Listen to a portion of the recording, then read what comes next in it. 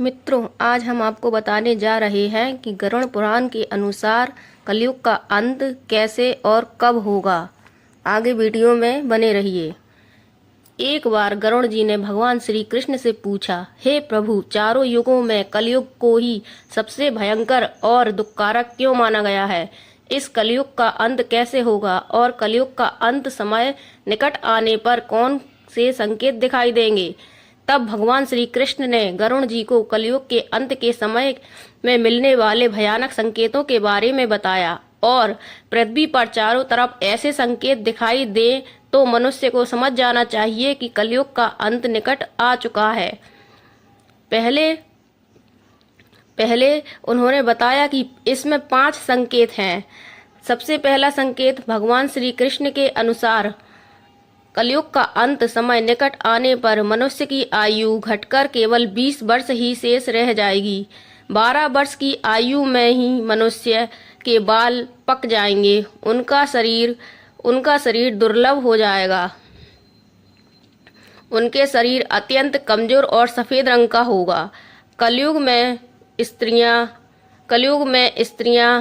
कठोर हो जाएंगी।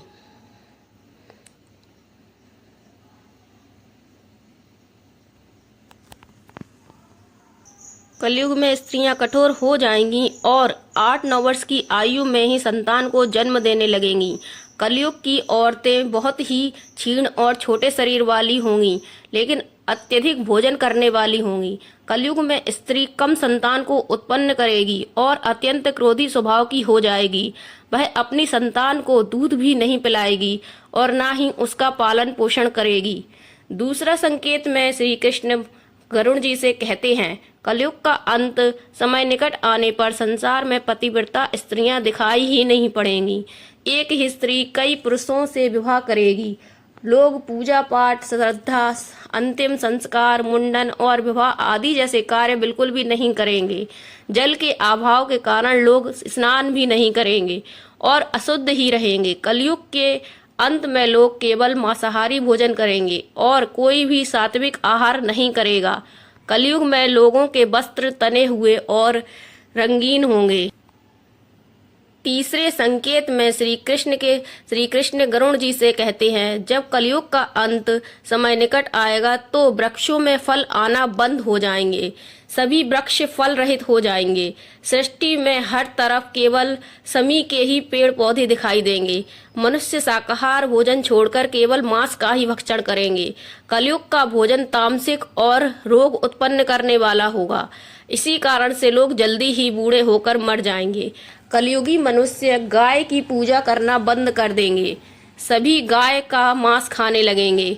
गायों को केवल दूध और मांस के लिए ही पाला जाएगा।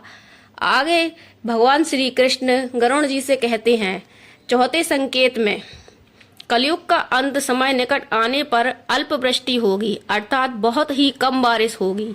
खेत अनाज नहीं उगा पाएंगे। धान्य का आहार बहुत ही छोटा होगा और फलों में रस भी उत्पन्न नहीं होगा। मनुष्य भूख और प्यास के कारण ही मरने लगेंगे। मनुष्यों को केवल बकरियों का ही दूध मिलेगा।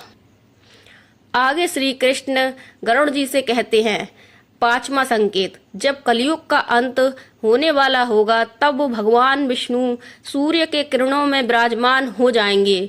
पृथ्वी का संपूर्ण जल सोख लेते हैं। आकाश में चारों तरफ 7 सूर्य ही दिखाई देंगे। सूर्यों के प्रभाव से संपूर्ण सृष्टि जलकर खाक हो जाएगी और रुद्र रूपी भगवान विष्णु संपूर्ण संसार को दग्ध करके अपने श्वास में मेघों को उत्पन्न करेंगे और ये मेघ भयंकर गर्जना करते हुए अगले 100 वर्षों तक आकाश से जल की वर्षा करते रहेंगे और सृष्टि की उस भयंकर अग्नि को शांत कर देंगे। अग्नि शांत होने पर वे मेघ संपूर्ण जगत को जल में डुबो देते हैं और इस संसार से कलयुग का अंत हो जाता है।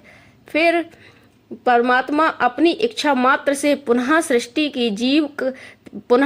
में जीव की उत्पत्ति करते हैं। इस प्रकार कलयुग का अंत हो जाता है और पुनः सृष्टि की स्थापना होती है। धन्यवाद।